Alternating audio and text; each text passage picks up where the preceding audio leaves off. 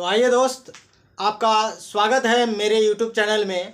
तो आज मैं आपके लिए जो लेकर के आया हूँ इस तरीके का सवाल जो कि आपको एग्ज़ाम में 100% देखने को मिलेगा। और मैं कुछ क्वेश्चन को एनालिसिस किया हूँ जो कि आपने एग्ज़ाम में यानी कि अपने स्कूलों में वह इस तरीके का टेस्ट दे चुके हैं, तो वह क्वेश्चन पेपर भी लाया हूँ।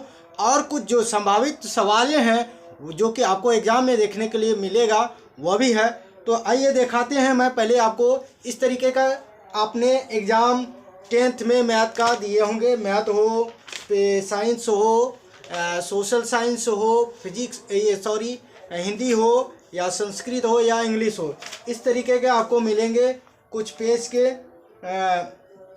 क्वेश्चंस, जिसमें से आपको 100 का क्या होता है ऑब्जेक्टिव होता है 100 सवाल का, जिसमें से आपको केवल उसमें 50 ऑब्जेक्टिव को टिक करना पड़ता है। केवल 50 ऑब्जेक्टिव का मार्कशीट होता है, इस तरीके से गोजना पड़ता है। और उनमें से आपको देगा शॉर्ट क्वेश्चन जो होता है, शॉर्ट क्वेश्चन जो होगा आपको टोटल उसमें 30 क्वेश्चन होते हैं। उन 30 क्वेश्चन में आपको 15 क्वेश्चन का जवाब देना पड़ता है, जिसमें से 2 मार्क्स का प्रत्येक क्वेश्चन से होते हैं। यानी कि ये हो गया आपको कितना हो गया 30 मार्क्स हो गया। तो ये 50 मार्क्स यहाँ से 30 मार्क्स, ये टोटल कितना हो गया 17 मार्क्स हो गया, 18 मार्क्स हो गए। कितना हो गया 18 मार्क्स। अब आ जाते हैं लॉन्ग क्वेश्चन में, लॉन्ग क्वेश्चंस। ठीक है, लॉन्ग क्वेश्चन का जो सवाल होता है उसमें से आपको क्वेश्चन दिया जाएगा, 8 क्वेश्चन से होगा। उन 8 क्वेश्चनों में आपको केवल 4 क्वेश्चन का जवाब देना पड़ता है, जो कि प्रत्येक सवाल जो होता है कि 5 मार्क्स का होता है। प्रत्येक क्वेश्चन कितने मार्क्स का होता है 5 मार्क्स का। तो मैं पहले आपको बता दूं कि ये ऑब्जेक्टिव है जो कि 100 मार्क्स होता है, 100 मार्क्स का। उनमें से आपको केवल 50 मार्क्स को क्या करना है गोजना है, यानी कि मार्कशीट बनाना है। ठीक है, वो 50 नंबर का होता है। उसके बाद शॉर्ट क्वेश्चन जो होता है, शॉर्ट क्वेश्चन आपको देगा, उसमें से कितना 30 क्वेश्चन से दिया जाएगा, जिनमें से आपको 15 क्वेश्चन का जवाब देना है, जिनमें कि प्रत्येक क्वेश्चन का मार्क्स जो होगा वो 2 नंबर का होगा, जो कि 30 मार्क्स प्राप्त होगी आपको। अब आ जाते हैं long question. Long question total कितने मार्क्स का होता है 8 मार्क्स का होता है, जिनमें से आपको 4 क्वेश्चन से सॉल्व करना पड़ता है, जिनमें से आपको प्रत्येक क्वेश्चन का अंक होता है 5 अंक होता है, और यानी कि 4 पंचे 20 टोटल हो गया। तो ये आपको मैंने एनालिसिस कराया क्या कि आपको सीट है, मतलब क्वेश्चन सीट जो मिलता है उसमें कैसे कैसे बनाया जाता है। कुछ विद्यार्थी इसी में कन्फ्यूजन हो जाते हैं कि जैसे इसका शॉर्ट क्वेश्चन में 30 क्वेश्चन है, तो 30 क्वेश्चन को ही पूरा बना देगा, तो उसमें क्या होगा कि आपका टाइम लॉस हो जाएगा। आपका टाइम क्या होगा इसमें लॉस हो जाएगा। और ऑब्जेक्टिव की बात करें तो ऑब्जेक्टिव में आप टोटल 100 का रहता है, लेकिन आप टोटल 100 को 100 नहीं क्या करेंगे ऑब्जेक्टिव बनाएंगे। केवल उनमें से अगर कहीं आपको एक नंबर का आप कंफर्म अच्छे से जानते हैं, जैसे कि A, B, C and D 4 options होते हैं, इनमें से अगर आप जानते हैं, फिर आपको हो गया दो का A, B, C and D इस तरीके का रहेगा। तो मान लिए कि आपने 1 नंबर का जो सवाल जानते थे उनका ऑब्जेक्टिव हो गया, यानी कि आपका C को गोद दिए, और B नंबर यानी कि 2 नंबर का फिर आते हैं 2 नंबर क्वेश्चन पढ़ते हैं। पता चला कि हमको कंफर्म नहीं है कि इस क्वेश्चन का जो ऑब्जेक्टिव है कि कौन सा सही हो जाएगा, तो इसलिए अगर नहीं जानते हैं तो इसको छोड़ देंगे, क्योंकि हमारे पास ऑप्शंस बहुत है। क्योंकि 100 का ऑब्जेक्टिव रहता है, जिनमें से केवल 50 को ही गोजना पड़ता है। बहुत सारे स्टूडेंट क्या करते हैं कि ये गलती करके एग्जाम से चले आते हैं और उसको टाइम बर्बाद चले जाता है, और क्वेश्चंस भी गलत बना करके आते हैं। क्यों? क्योंकि उसको कन्फ्यूजन रहता है कि 100 का ऑब्जेक्टिव दिया है, 100 को ही गोजेंगे, और उसका टाइम ऐसे बर्बाद चले जाता है उसी के चक्कर में रहने के। तो इसलिए हमको क्या करना है कि अगर हमने 1 नंबर का जाने, 2 नंबर का क्वेश्चन कहने की कंफर्म आंसर हमको मालूम नहीं, छोड़ देंगे, तो तीसरा नंबर में चले जाएंगे। फिर तीसरा नंबर का आंसर अगर हमको मालूम है तो उसको हम टिक कर देंगे, गोज देंगे, यानी कि मार्कशीट में। उसके बाद फिर चले जाएंगे चौथा, पाँचवा, छठा, इस तरीके से। और उनमें से कोई एक क्वेश्चंस का सवाल का ऑब्जेक्टिव हमको अच्छी तरीके से मतलब मालूम नहीं है, ना ही सॉल्व कर सकते हैं, तो उसको क्या करेंगे छोड़ करके आगे सवाल में चले जाएंगे। क्योंकि आपके पास बहुत ऑप्शंस हैं, बहुत ऑप्शन है। कितने ऑप्शन है? 100 ऑप्शन है, 100 क्वेश्चन है, ठीक है। इसलिए हमको 50 को ही कवर करना है, बल्कि 100 नहीं, ठीक है, 100 नहीं बल्कि 50 को, ठीक है, ये आप याद रखिएगा। उसी तरीके से आपको इसमें भी 30 का होगा और केवल 15 सवाल को ही सॉल्व करना है, यानी कि 15 ही क्वेश्चन को आपको टच करना है। 15 क्वेश्चन जो आपको समझ में आए अच्छे से, जो कि आप अच्छे से बना सकते हैं, उसको ही सॉल्व करना है, जिसमें कि आपको 30 मार्क्स मिलेगा। उसके बाद लॉन्ग क्वेश्चन भी आपको रहेगा 8 क्वेश्चन रहेगा। उनमें से केवल आपको 4 ही क्वेश्चन का जवाब देना है। और बहुत सारे स्टूडेंट ये सब में भी कंफ्यूज हो जाते हैं, इस वजह से कि हमको तो सवाल पूछा है 8, लॉन्ग क्वेश्चन में 8 का जवाब देना पड़ता है। नहीं, उसमें लिखा हुआ है। आप जब इस तरीके का क्वेश्चन उठाइएगा तभी आपको लिखा रहेगा, यहाँ पर लिखा भी है, ठीक है, इस तरीके का लिखा हुआ रहेगा, इस तरीके से लिखा हुआ रहेगा। यहाँ पर देखिए आपको लिखा हुआ है, क्या कहता है कि प्रश्न संख्या 1 से 100 तक के प्रश्नों के साथ ही 4 विकल्प दिए गए हैं, जिनमें से एक सही है। किन्हीं 15 यानी कि किन्हीं 50 प्रश्नों के उत्तर अपने द्वारा चुनी गई सही विकल्पों का OMR शीट पर ही चिन्हित करेंगे, ठीक है। ये आपको ऑब्जेक्टिव कंडीशन हो गया। अब आ जाते हैं, इसी तरीके से आपको मिलेगा कहाँ पर? लॉन्ग क्वेश्चन जब आप सॉल्व करते हैं, शॉर्ट क्वेश्चन को जब आप सॉल्व करते हैं। तो मैंने आपको पहले इसीलिए बता दिया कि ताकि एग्ज़ाम में जो आप लोग गलतियां करते हैं वो गलती ना हो, इसीलिए मैं आपको इस वीडियो के द्वारा, इस क्लास के माध्यम से मैं आपको समझाने की कोशिश कर रहा हूं, और आप अच्छे से भी समझ चुके होंगे और समझ भी जाइएगा इस क्लास के द्वारा। तो यहाँ पर देखिए, यहाँ पर भी आपको, जैसे मैंने आपको यहाँ पर बताया था कि शॉर्ट क्वेश्चंस जो है तो वो 30 क्वेश्चंस होते हैं। यहाँ पर भी लिखा हुआ है कि प्रश्न संख्या 1 से 30 तक, यानी कि 1 से 30 तक की लघु उत्तरीय प्रश्न, यानी कि शॉर्ट क्वेश्चंस, ठीक है। इनमें से किन्हीं 15 प्रश्नों के उत्तर दीजिए, ठीक है। प्रत्येक प्रश्नों के लिए 2 अंक निर्धारित की गई है। इस तरीके से आप देख पा रहे होंगे, है ना, यहाँ पर समझ जाए। इस तरीके का आपको क्या मिलेगा? वह शॉर्ट क्वेश्चंस मिलेंगे। उसी तरीके से, और मैं आपको पहले आपको फैक्ट अगर नहीं बताऊंगा तो आपको लगेगा कि ऐसे ही बता रहा हूं, ऐसे नहीं। आपके क्वेश्चंस में 100 लिखा हुआ रहेगा, आपको थोड़ा सा समझने की ज़रूरत है, और मैं इसीलिए आपको ये वीडियो लेकर के आया हूं आपके सामने। अब इसमें दिया हुआ है, कह रहा है कि प्रश्न 31 से लेकर के 38 तक का वो क्या है? दीर्घ उत्तरीय, यानी कि लॉन्ग क्वेश्चंस है, ठीक है, लॉन्ग प्रश्न उत्तर है, ठीक है। इनमें से 4 प्रश्नों का उत्तर देने के लिए कह रहा है, जो कि मैंने आपको यहाँ पर बताया। प्रत्येक प्रश्नों में 5 अंक निर्धारित की गई है, जो कि मैंने आपको पहले ही यहाँ पर दे दिया। तो इस तरीके का आपको ये 100% समझ में आ गया होगा। तो आइए, इसी पर हम कुछ ऐसे सब सवाल लेकर के आया हूँ जो कि आपको एग्ज़ाम में 100% देखने को मिलेगा।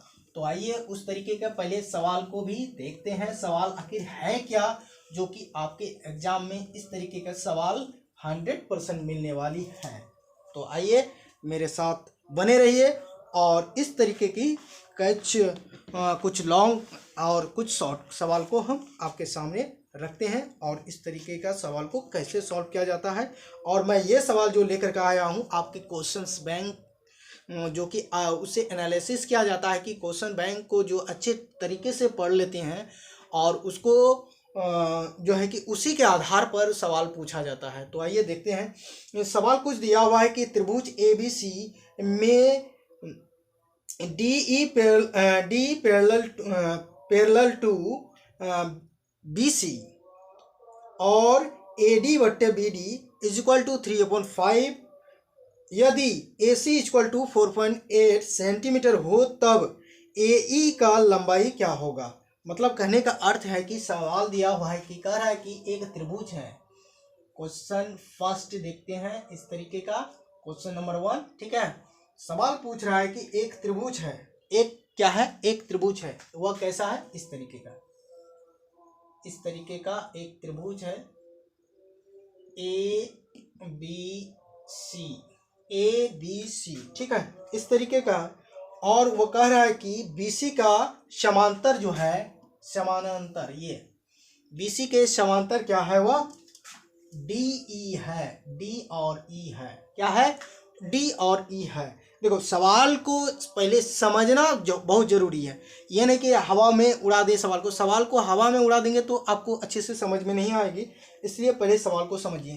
कह रहा है कि एक त्रिभुज है और वह जो है कि BC के समांतर DE रेखा खींची गई है, जिसका AD इक्वल टू 3 है और DB इक्वल टू 4 है, ठीक है, और सॉरी 5 है, क्या है, 5 है। उसके बाद कह रहा है कि AC इक्वल टू 4.8।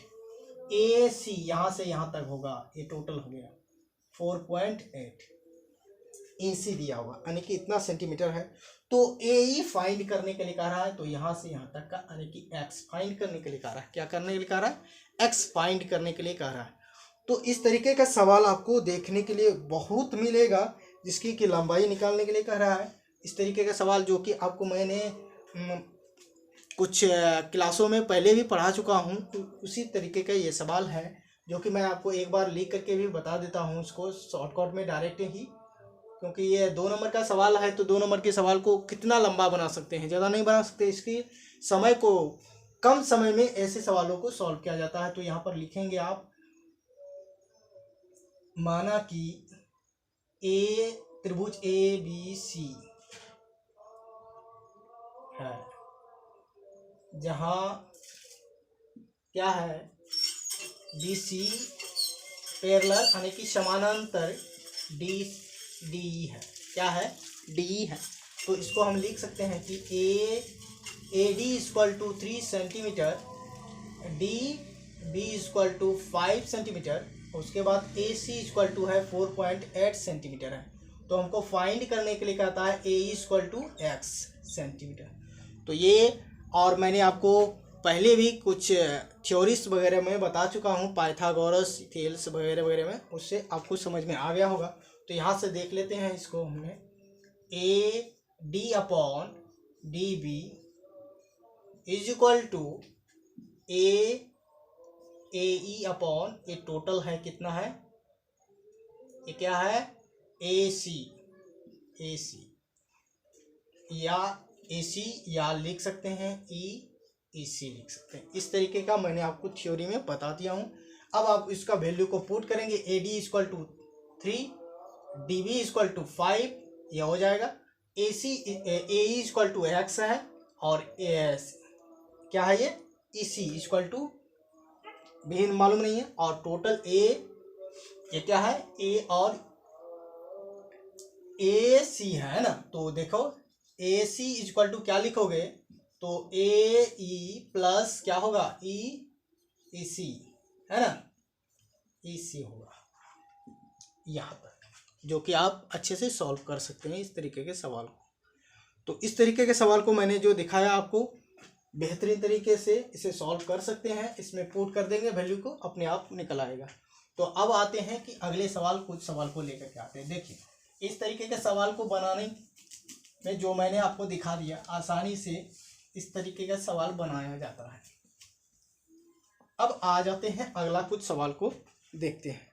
अगला कुछ सवाल दिया हुआ है, कह रहा है कि इफ या यदि 4tan थीटा इक्वल टू 5, तो 5 cos theta minus 3 sin theta और cos theta plus 2 sin theta का मान ज्ञात करने के लिए कह रहा है। इस तरीके के सवाल को कह रहा है कि सवाल नंबर 2, सवाल नंबर 2 में क्या है, 4tan थीटा इक्वल टू 5, तो 5 cos theta minus 3 sin theta upon में आपको हो जाएगा cos theta plus 2 sin theta, ये है। तो इसका क्या करने के लिए कह रहा है, मान ज्ञात करने के लिए कह रहा है। तो इस तरीके का सवाल जो मैंने आपको कहा कि 100% एग्जाम में मिलेगा, ये श्योर है कि आपको ऐसे ही सवाल मिलेगा। तो हमने इसमें इसको क्या करेंगे, इसका सॉल्व कर लेते हैं। सॉल्यूशन, सॉल्व करते हैं इस तरीके का, यानी कि जिसको हम हल बोलते हैं। ठीक है, तो यहाँ से देखते हैं कि क्या है, 4 tan थीटा इक्वल टू 5, तो tan थीटा इक्वल टू 5/4, क्योंकि ये मल्टीप्लीकेशन है, इधर आएगा डिवाइड हो जाएगा। तो हमने पढ़ चुके हैं पहले, चूंकि tan थीटा इक्वल टू पढ़े हैं P/B होता है, यानी परपेंडिकुलर बेस होता है, परपेंडिकुलर बेस होता है। ठीक है, तो यहाँ से हमने पढ़ चुके हैं, तो हमको फाइंड करने के लिए कह रहा है क्या, एच फाइंड करने के लिए कह रहा है ना, यानी क्वेश्चन मार्क। तो यहाँ से हमने जान चुके हैं कि P equal to 5, B equal to 4, P equal to 5, B equal to 4। और ट्रिपलेट थ्योरी के अकॉर्डिंग से हम पढ़ चुके हैं कि 4 और 5 है, तो अगला क्या होगा। ठीक है, यहाँ से हम लोग निकाल लेंगे। तो अब देख लेते हैं, इसको सॉल्व करते हैं किस तरीके से। यहाँ से जब हमको मालूम हो गया, अब हम निकाल लेंगे कि क्या h, तो हमने पाइथागोरस से प्रमेय से पढ़े हैं। पाइथागोरस प्रमेय क्या हो कहलाता है, पाइथागोरस प्रमेय से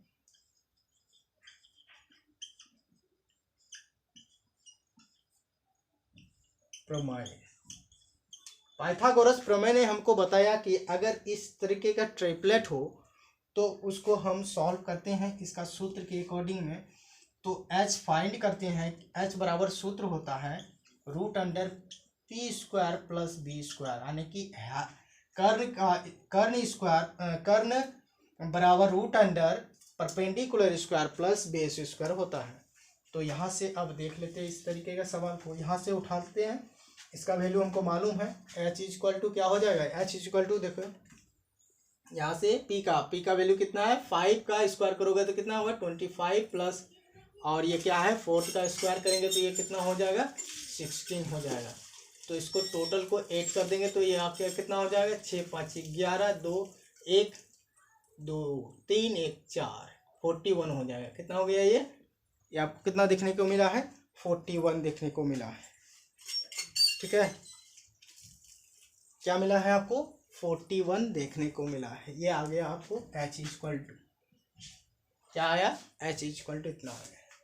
तो हमने इतना तक की आपको दिखा दी। अब हम करेंगे क्या कि सवाल को सीधे सॉल्व करते हैं कैसे, कम समय में।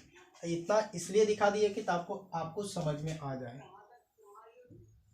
अब यहाँ से सीधे आ जाते हैं कि 5 cos theta minus 3 sin theta upon में क्या है cos theta minus +2 sin theta.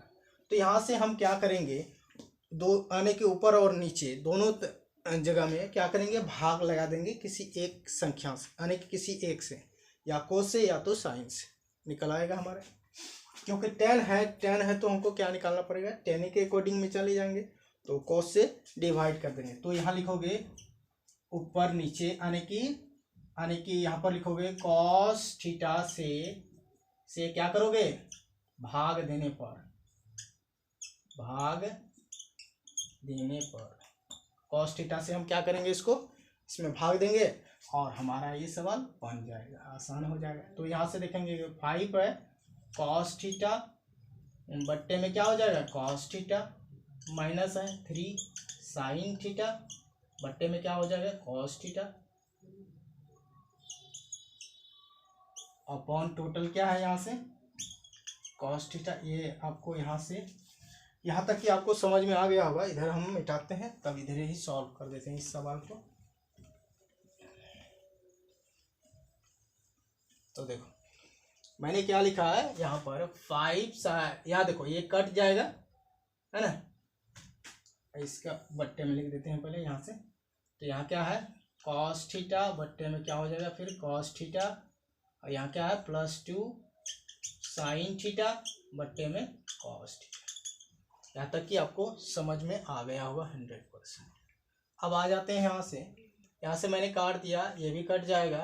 तो यहाँ से बचा 5 - 3, देखो sin थीटा बटे cos थीटा हम जानते हैं कि क्या होता है tan थीटा, क्या होता है tan थीटा।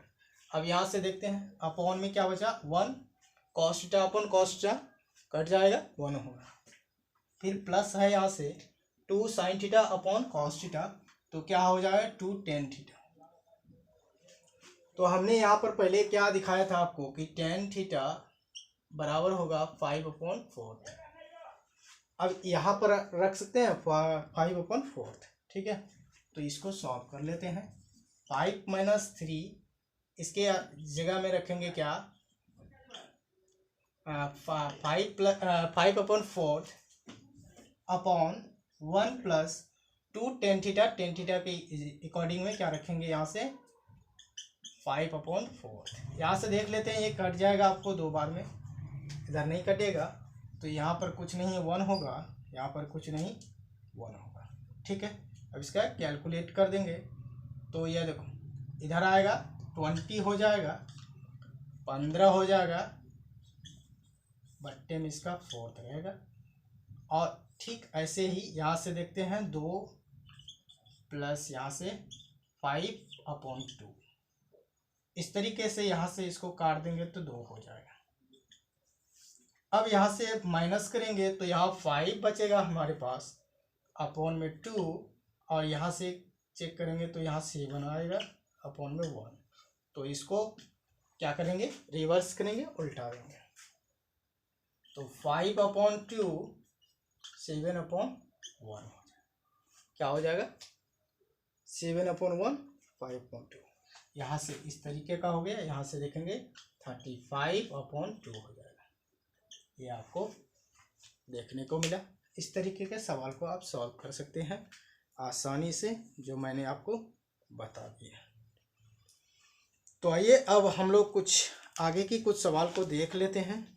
आगे का सवाल क्या है उसको भी हम लोग कवर करते हैं।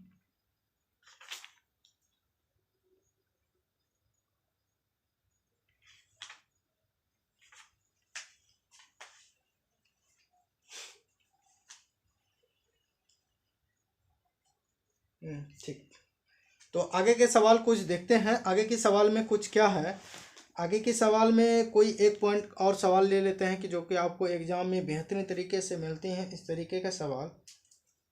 तो आइए देखते हैं सवाल, यहाँ से ले लेते हैं एक सवाल को। अर्थमेटिक प्रोग्रेशन से कुछ सवाल हैं, उससे सवाल को उठा लेते हैं।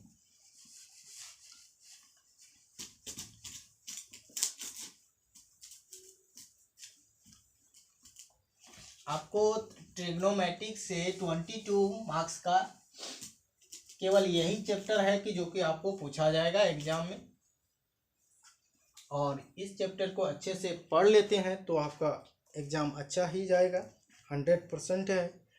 तो अभी हमने क्या बोले थे, अर्थमेटिक प्रोग्रेशन से कुछ सवाल को लेंगे। तो अर्थमेटिक प्रोग्रेशन का कुछ सवाल हमने लिया। क्या कहता है कि समांतर श्रेणी के 21, 42, 63, 84 डॉट का कौन सा पद 420 है, ठीक है, इस तरीके का। तो क्वेश्चन नंबर हो गया 4। अरे ये चलता नहीं है। क्वेश्चन नंबर 3 तो कह रहा है कि समांतर श्रेणी है,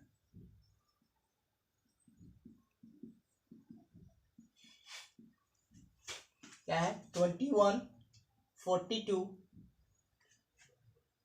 63, 84 डॉट में है। कह रहा है कि कौन सा पद यानी कि कौन सा संख्या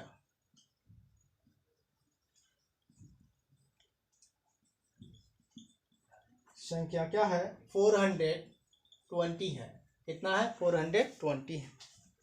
तो मैंने आपको पिछले भी क्लास में कुछ इस तरीके के सवाल में कुछ ट्रिक और तरीके भी बताए हैं कि इस तरीके का सवाल जब भी पूछे तो हमें कोई घबराने की ज़रूरत नहीं है, आसानी से इस तरीके के सवाल को सॉल्व किया जाता है। और मैंने इसमें कुछ थ्योरी यानी कि सूत्र फॉर्मूला वगैरह भी बता चुका हूँ। तो देखते हैं कि इसका डिफरेंट जो होता है कि एक्चुअल अगर वो डिफरेंट सबका इक्वल आ रहा है तो ये क्या होगा, समांतर श्रेणी को फॉलो करेगा, अगर नहीं आ रहा है तो नहीं करेगा। ये मैंने आपको ट्रिक पहले बता दिया, तो उसमें ज़्यादा बात नहीं करेंगे। तो आइए हम लोग पहले सवाल में देखते हैं। इस तरीके के सवाल जो दिया हुआ है कि यहाँ लिखते हैं सॉल्यूशन। क्या है 21, 42, 63, 84 डॉट डॉट डॉट डॉट कह रहा है कि कौन सी संख्या 420 है। क्या है 420 है। तो 420 जो संख्या की बात जो कर रहा है कि वो क्या हो गया an हो गया। क्या है an इक्वल टू 420। क्या है 420। तो यहाँ से हम क्रम में देखते हैं इस तरीके की संख्या को फाइंड पता चलता है कि यहाँ से देखो कितना होगा 1, यहाँ से 2, 21, फिर यहाँ से चेक करेंगे 1, इधर से चेक करेंगे 2। मतलब मैंने क्या बताया कि अगर अर्थमेटिक प्रोग्रेशन है तो उसका डिफरेंट जो होगा सर्वांतर जो होगा वह सीक्वेंस में इक्वल ही होगा। ठीक है, इस तरीके का। तो मैंने आपको इस तरीके के दिखा दी। तो अब हम जानते हैं, ये तो हमने जान लिया कि an इक्वल टू 420, तो a इक्वल टू 21। अब तो फाइंड करना है d। तो फाइंड d कैसे करते हैं कि प्रथम पद यानी कि द्वितीय पद माइनस प्रथम पद। तो द्वितीय पद यानी कि इसको लिख सकते हैं a1, a2, a3, a4 dot dot dot dot dot an, जो कि मैंने आपको लिखा है a1 इक्वल टू 420। तो a equal to 21 and d find करने के लिए कह रहा है। तो d फाइंड कैसे करेंगे, द्वितीय पद में प्रथम पद से माइनस करेंगे। द्वितीय पद है आपको कितना 42 माइनस ये है आपको 21, इसको माइनस करेंगे तो अभी हमने पहले भी बताया आपको 21 हो जाएगा। तो अब हम आते हैं समांतर श्रेणी की एनवा जो आता है सूत्र, तो वह होता है A N equal to A plus N minus 1 into D. जब हम इन सारी चीज़ों का वैल्यू जानते हैं तो इसका वैल्यू को पुट करेंगे, आंसर निकल आएगा। This imply 422 is equal to A का वैल्यू कितना है 21। यहाँ से देखो a1 यानी कि प्रथम पद प्लस n वैल्यू फाइंड करने के लिए क्या कर रहा है कि हमें n वैल्यू फाइंड करने के लिए कह रहा है। nवां पद क्या फाइंड करने के लिए कर रहा है nवां पद। तो n माइनस 1 इंटू डी का वैल्यू हमको मालूम किया हमने कितना है 21 हो गया। तो अब इसको हम आसानी से सॉल्व कर सकते हैं। ये प्लस है इधर आएगा माइनस हो जाएगा, है ना। ये प्लस है इधर आएगा माइनस हो जाएगा, या ये डिवाइड में है ये मल्टीप्लिकेशन में है इधर आएगा डिवाइड हो जाएगा। सिंपल, कैसे भी कैलकुलेशन करेंगे बात सवाल हमारा वहीं जाएगा। तो इसको पहले माइनस कर लेते हैं। 420 minus 21 is equal to n minus 1 21 into 21, है ना। तो दिस इम्प्लाई आप इसका क्या करेंगे माइनस करते हैं तो ये 9 यहाँ से क्या हो जाएगा 1 हो जाएगा, है ना। इसको क्या करेंगे एक पाइचा जिसको बोलते हैं हम लोग, है ना। तो यहाँ कितना हो जाएगा यानी कि 9 399 क्या होगा 399। 10 में 1 जाएगा 9, 11 में 2 जाएगा 9 2 11, है ना। समझ गए। अब हम यहाँ से देखते हैं कि n माइनस 1 ये मल्टीप्लिकेशन में है तो इधर आएगा डिवाइड हो जाएगा 21 से। क्या हो जाएगा डिवाइड हो जाएगा 21 से। तो 21 से इसको डिवाइड कर देते हैं, एक बार में लगा देंगे इसको। तो एक बार में जैसे लगाएं तो 1 and 8 कुछ आसपास में आ रहा है यानी कि 189 ये किसके आसपास में जा रहा है। अब हम चलते हैं फिर देखते हैं। ये आपको हो गया 8 से, कितना से 9 से देंगे, 9 से देंगे ये पूरा कवर हो जाएगा, है ना। 91992 है ना 19, ये आपको कितना बार में कट जाएगा 19 से पूरा कैलकुलेट हो जाएगा। तो आपको हो गया 19 is equal to n minus 1, n इधर आ जाएगा यानी कि 1 इधर आ गया। This imply 19 is equal to n minus 1।